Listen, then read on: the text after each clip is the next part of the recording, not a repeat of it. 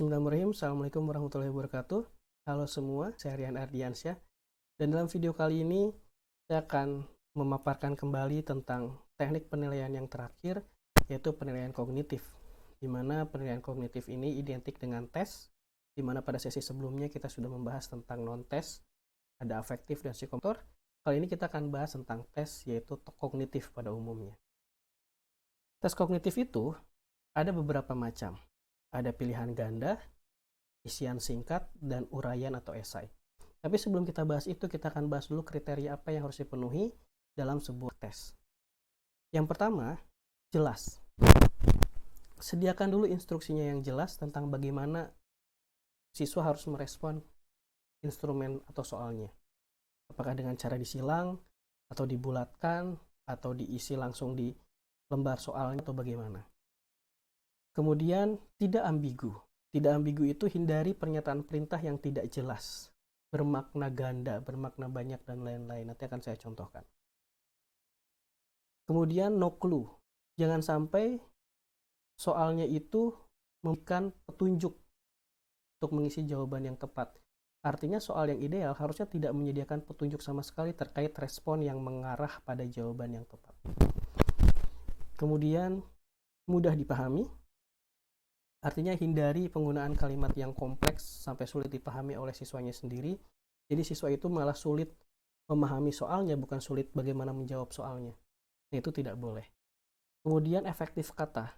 Efektif kata ini artinya hindari penggunaan kosakata yang tidak diperlukan atau tidak sesuai peruntukan dari siswanya itu sendiri. Kita harus paham bagaimana cara menulis kalimat soal untuk siswa SD, bagaimana cara menulis kalimat soal untuk siswa SMP, SMA, bahkan untuk mahasiswa perkuliahan. Itu tentu beda-beda kosakatanya. Jadi yang terakhir, harus sesuai tujuan. Hindari membuat soal yang tidak sama sekali sesuai dengan tujuan pembelajaran. Itu kriterianya. Saya akan berikan contoh sekarang. Yang pertama, ambigu. Instruksi soal tidak jelas. Ini adalah contohnya. Bisa dilihat di gambar di samping. Jawab pertanyaan berikut dengan benar dan tepat. Instruksinya sudah ada ya, tapi ternyata siswa salah menafsirkan karena dimintanya jawab dengan benar dan tepat. Pada akhirnya semuanya dijawab dengan kata benar atau dengan kata tepat. Siapa nama Presiden Indonesia yang pertama? Benar. Apa nama Ibu Kota Provinsi Jawa Barat? Tepat. Nah, ini tentu tidak boleh ya, instruksinya berarti tidak jelas. Harusnya jawablah pertanyaan berikut dengan jawaban yang benar secara konsep dan sesuai dengan atau dengan sangat tepat, ya misalnya seperti itu ya. Meskipun kita berpikir bahwa sepertinya tidak mungkin ya siswa sampai tidak paham dengan instruksi seperti ini, kenyataannya ini terjadi. Nyatanya ini terjadi dan ini bukan karangan saya untuk membuat materi pada sesi ini, tapi ini benar-benar terjadi. Kemudian kosakata tidak sesuai karakternya dengan responden atau dengan siswa. Contoh, gambar di atas ini menunjuk hidup. A. Rukun, B. Susah, C. Marah. Jawabannya malah susah. Karena mungkin siswa yang menjawab pertanyaan ini berada di kalangan ekonomi kelas tinggi, dan ketika melihat teman-temannya yang berada di ekonomi kelas bawah, mereka selalu bawa sepeda, tidak ada yang bawa motor, tidak ada yang dijemput, tidak ada yang diantar pakai mobil, sehingga dia punya penafsiran sendiri bahwa nah ini sepertinya hidup susah. Karena mereka belum tahu apa itu rukun, apa definisi rukun. Kemudian mereka tidak tahu tentang definisi marah itu dalam naik sepeda apa hubungannya. Artinya, kata-kata opsi atau kata kalimat soalnya tidak sesuai dengan responden. Karena ini diberikan untuk siswa kelas 1 dan 2. Kemudian, ada lagi yang harus dihindari yaitu clue. Ini adalah contoh satu yang pertama di mana soal punya petunjuk yang mengarah kepada jawaban. Contoh, the bird in the story was an A. Falcon, B. Hawk, C. Robin, D. Owl. Tentu tanpa harus tahu apapun, kita sudah paham dari clue-nya ada N. N di sini artinya harus diikuti dengan huruf vokal. Maka kita sudah tahu pasti jawabannya adalah owl. Ya, karena Falcon, Hawk, Robin diawali oleh kata konsonan atau kata mati atau huruf mati. Nah, ini terlalu ada clue-nya, ada N-nya. Sehingga kita tidak perlu membaca story-nya. Padahal kan soal ini berharap kita baca dulu story-nya, Lalu burung yang ada di dalam story itu burung apa? Nah, ini ada clue-nya di dalam soal. Ada lagi versi yang kedua, ini ada clue lagi. Nah, rukun artinya A. Saling bermusuhan, B. Mengganggu dan memarahi, C. Menolong dan saling menyayangi. Mengapa ini ada clue? Clue-nya karena A dan B adalah suatu sikap negatif. Sedangkan C satu-satunya sikap yang positif. Sehingga ini berbeda sendiri dengan opsi yang lainnya, tidak homogen, tidak sama. Dan dia juga panjang sendiri jawabannya dibandingkan opsi A dan B. Sehingga siswa akan cenderung memilih C, karena sudah terlalu jelas jawabannya. Itu yang harus dihindari. Selain itu, juga kompleks. Kalimat yang terlalu bertele-tele juga harus dihindari dalam membuat soal. Misalnya, suatu makhluk hidup memiliki ciri bernafas. Salah satu contoh makhluk hidup adalah tumbuhan yang mampu membuat makanan sendiri dalam proses fotosintesis bla bla bla bla bla bla. Padahal, siswa tidak perlu membaca kalimat 1 dan kalimat 2. Cukup baca saja kalimat terakhir. Sesuai dengan ciri makhluk hidup yaitu bernafas, maka tumbuhan bernafas dengan menghirup gas. Jawabannya adalah oksigen. Udah, itu saja sebetulnya. Jadi kalimat 1 dan kalimat kedua tidak penting sama sekali untuk dibaca. Lalu untuk apa dihadirkan dalam soal? Itu yang harus dihindari. Selain itu, ada juga kompleks yang versi kedua. Soalnya tidak mudah dipahami. Contoh, sebuah wacana dapat ditarik gagasan di awal atau di akhir paragraf sehingga bisa disimpulkan bahwa wacana tersebut mempunyai topik utama tertentu. Kalimat selanjutnya bisa saja hanya mendukung atau menentang kalimat sebelumnya. Berdasarkan wacana di atas, apakah gagasan utama yang ingin dimunculkan si penulis? Ini mau nanya apa nih? Mau nanya gagasan dari kalimat satu akhir? Atau menanyakan gagasan utama dari artikel yang nanti dihadirkan di dalam soal, yang tidak ada artikelnya di sini? Atau gagasan versi saya atau gagasan versi si penulis? Kita nggak tahu nih. Bisa saja gagasan penulis dan gagasan saya sebagai pembaca itu kan bisa berbeda. Jadi apa sih maksud hal ini? Nah, ini agak sulit dipahami. Selain itu juga kompleks versi 3, yaitu soal mengarah kepada jawaban yang bahkan lebih kompleks. Ya, saya akan contohkan. Di sini mohon maaf kalau terhalang oleh video saya atau kamera saya. Didi dan kawannya mau mengukur panjang halaman sekolah, tapi tidak punya meteran. Bagaimana caranya? Jawabannya, membeli meteran. Ini jawaban siswanya loh, membeli meteran. Ya, mau mengukur panjang halaman sekolah, untuk apa? Ini halaman sekolah diukur buat apa? Siswa juga nggak relate. Untuk apa halaman sekolah diukur seluas itu? Terus nggak punya meteran, ngapain maksain untuk ngukur? Kalau gitu ya udah beli aja dulu meteran. Bukan mau mencari alternatif solusi, tapi karena soalnya juga suatu aktivitas yang sangat kompleks dan mustahil, tiba-tiba ditanyakan kepada siswa yang berpikir logis, yaitu seukuran SD. Maka jawabannya pun akan jauh lebih logis, yaitu beli aja meteran, kan gitu. Atau sebutkan benda padat bisa dicairkan. STNK, BPKB. BPKB, sertifikat tanah, emas. Padahal maksudnya benda padat apa sih yang bisa dicairkan? Ini konsep fisika sebetulnya. Misalnya es, ya, atau benda padat yang lainnya. Tapi tiba-tiba karena dia lebih relate dengan kehidupannya sehari-hari, dia tahu ayahnya suka mencairkan BPKB, sertifikat tanah, emas, dan seterusnya. Nah, ini artinya soalnya terlalu kompleks untuk seukuran siswa yang dimaksud dan tidak menggunakan bahasa yang jauh lebih sederhana. Nah, itu adalah contoh beberapa hal yang harus dihindari. Sekarang saya akan berikan contoh panduan bagaimana membuat soal pilihan ganda atau multiple choice item. Yang pertama, first key. First key yang pertama adalah kuncinya STEM harus punya pertanyaan. Jadi STEM-nya harus memuat masalah atau soal. Kunci yang kedua, second key-nya, hindari penggunaan pernyataan negatif. Seperti, manakah di bawah ini yang bukan? Nanti akan saya berikan contoh juga ya. Kemudian, kunci yang ketiga, alternatif jawaban memiliki panjang kalimat yang relatif sama. Jadi dalam opsi A, B, C, D, E, itu harus kalimatnya terdiri dari jumlah kata yang relatif sama. Jangan A, B, C hanya 6 kata, tapi D ada 12 kata. Nah, itu sangat ekstrim sekali sehingga siswa akan cenderung memilih jawaban yang paling panjang. Kemudian untuk kunci yang keempatnya, posisi jawaban yang tepat menyebar pada semua pilihan jawaban. Misalkan ada 10 soal, maka A-nya muncul 2 kali, B-nya muncul 2 kali, C-nya muncul 2 kali, D-nya juga 2 kali, E-nya juga 2 kali. Dan itu disebar secara random. Ya, tidak berurutan 1 2 A, 3 4 B, enggak seperti itu, tapi di random. Mungkin 1 A, 2 C, 3 E dan seterusnya, tapi setiap C muncul 2 kali. Mengapa? Karena soalnya ada 10, opsinya ada 5. Kemudian gunakan semua jawaban salah daripada semua jawaban benar. Apa alasannya? Coba saja dibayangkan ya, misalkan ada opsi A, B, C, D, E. E-nya tiba-tiba semua jawaban benar. Maka, untuk mengerjakan soal seperti itu, yang kita lakukan cukup memeriksa opsi A saja dan B.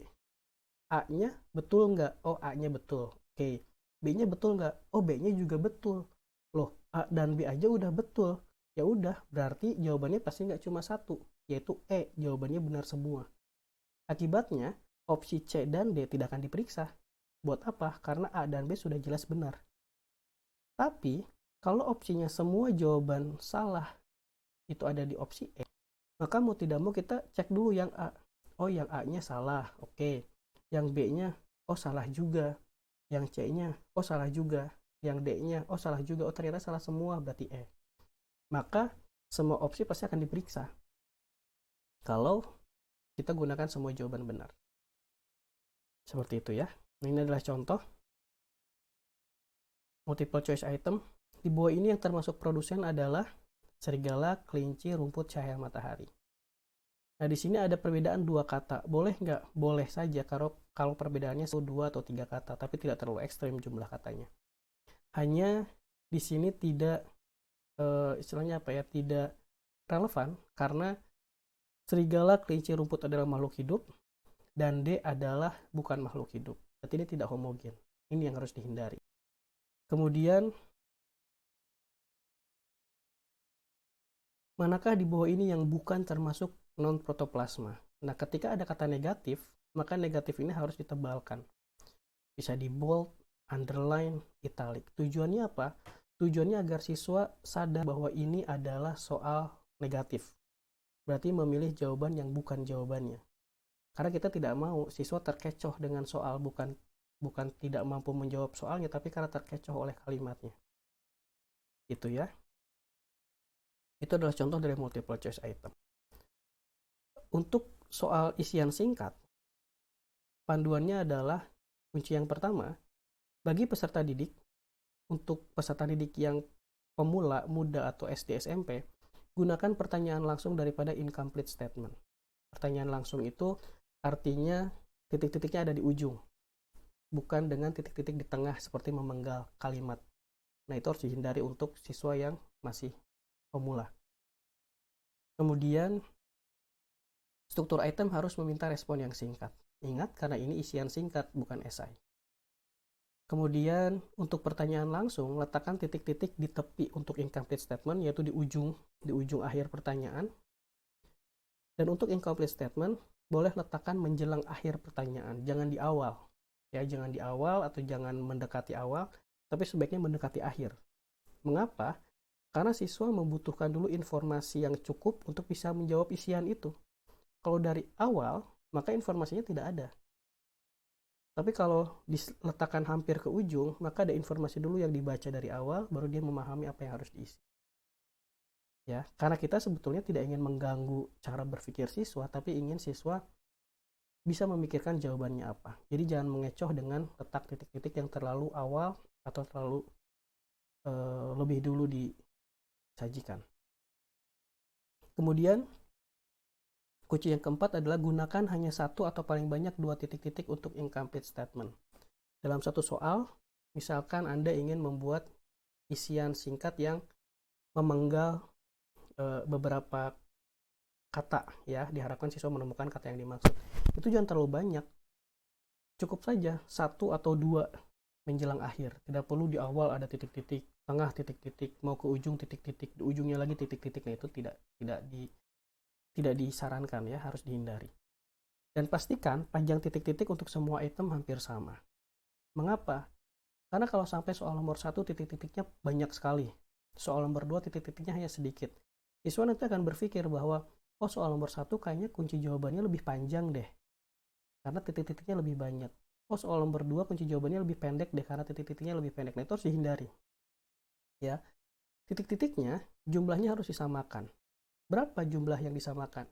Lihat, dari soal nomor 1 sampai 10, mana soal yang memiliki kunci jawaban terpanjang. Misalkan soal yang memiliki kunci jawaban terpanjang ada di soal nomor 3. Hitung jumlah huruf di kunci jawaban soal nomor 3. Kalau jumlah hurufnya 12, maka semua titik-titik dari soal nomor 1 sampai nomor terakhir itu adalah 12 titik-titik. Seperti itu ya. Oke, kita akan berikan contoh. Nah, ini adalah contoh pertanyaan langsung. Proses pada tumbuhan saat batang bertambah panjang ketika di tempat gelap disebut, nah ini ada di ujung. Ini yang disarankan. Kalau incomplete statement, itu ada di tengah-tengah atau menjelang ujung. Proses etiolasi menyebabkan batang tumbuhan menjadi lebih titik-titik-titik saat ditempatkan di tempat gelap. Yang ketiga, contoh incomplete statement 2 isian. Proses titik-titik-titik menyebabkan batang tumbuhan menjadi lebih titik-titik-titik saat ditempatkan di tempat gelap. Nah ini 2, tapi tetap saya sarankan untuk dihindari karena kalau di awal seperti ini, informasi yang harus dia butuhkan untuk menjawabnya terlalu sedikit ya.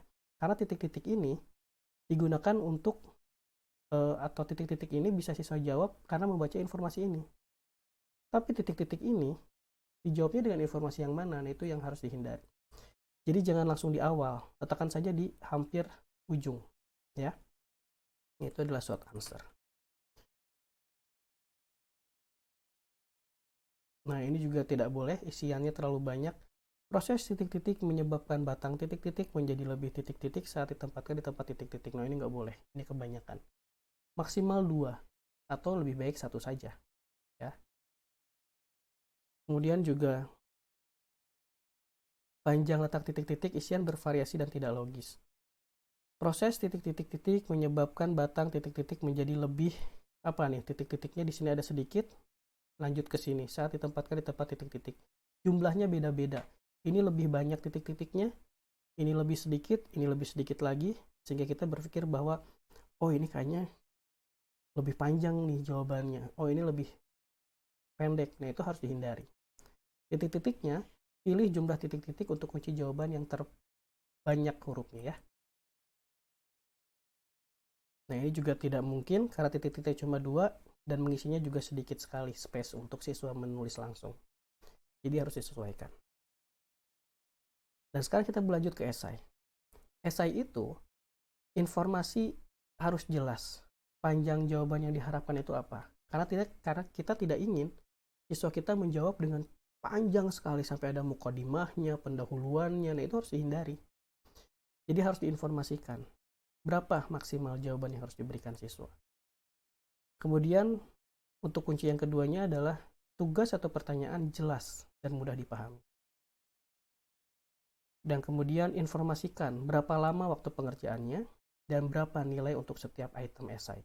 Karena esai itu kan beda-beda ya, ada yang jawabannya mungkin lebih panjang di soal nomor 2, jawabannya ada yang lebih singkat di soal nomor 3. Nah itu tentu skornya juga bobotnya akan berbeda. Berikan informasi tentang hal itu.